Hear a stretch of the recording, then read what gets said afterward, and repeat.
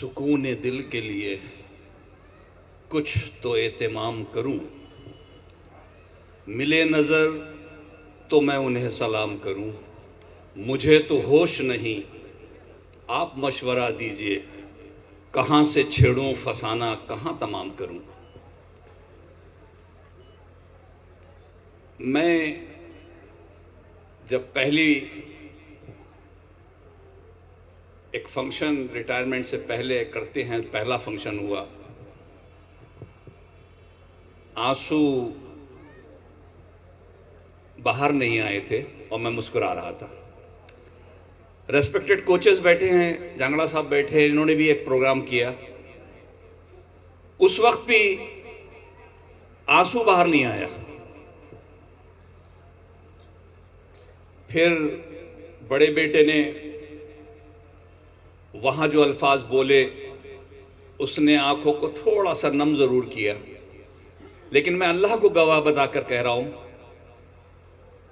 कि ये दो बेटे तो खुदा की तरफ से दिए हुए हैं, लेकिन ख्वाबों में तो मैंने सोचा था, लेकिन आज मैं बड़े फख्र से कह सकता हूं कि जिस शान से मैं कहता हूं कि ये मेरी धरती माँ है, उस अल्लाह ने उतनी शान से पुत्र और पुत्रियों की भी लाइन लगा दी है। शायद दुनिया में कोई शख्स ऐसा ना हो जिसके इतने बेटे और बेटियां हों जो इतना दिल से चाहते हों।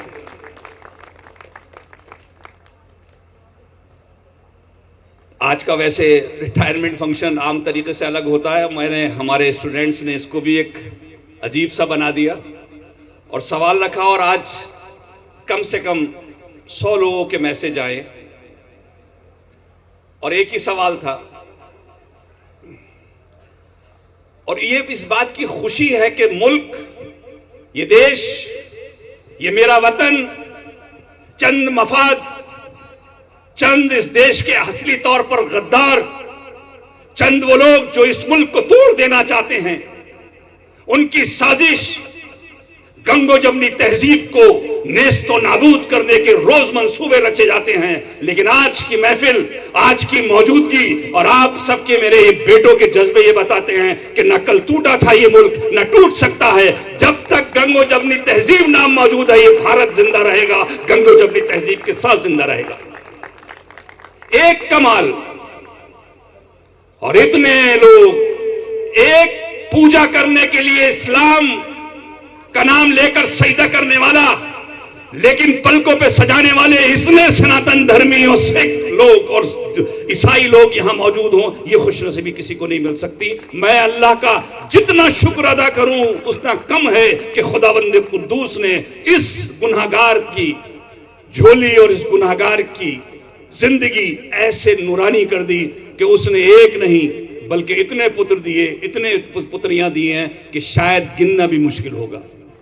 सवाल था, यहां बैठे हुए अपने बुजुर्गों से, हम उम्र दोस्तों से मैं माफी चाहता हूं, लेकिन आज इन नौजवान बच्चों को बताना जरूरी है कि सुबह से कौन सुने की चल रहा है।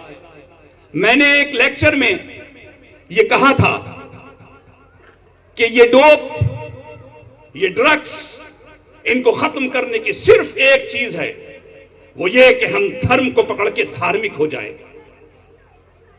मुझसे सवाल हुआ आज भी, इकरार ने भी थोड़ा डरते हुए वही बात कही, लिख के ज्यादा लोगों ने भेजा है कि किस धर्म की बात करें। ये धर्म तो वो है जिसकी बुनियाद पर ये भारत खंडित हो गया, बट गया, धरती मां के हाथ पैर काट दिए गए और हट के दो और मुल्क बन गए, और ये सब धर्म के नाम पर हुआ। तो ये धर्म कैसे हमारी हिफाजत कर सकता है, कैसे गंगो जमनी तहजीब को जिंदा रख सकता है। अफसोस यह है कि इस मुल्क में अगर पैदा होने के बाद किसी ने धर्म को सही नहीं समझा तो उससे ज्यादा बदनसीब कोई नहीं हो सकता। अगर मुझे खुदा ने इस देश में पैदा किया है तो उसके पीछे कोई मकसद था।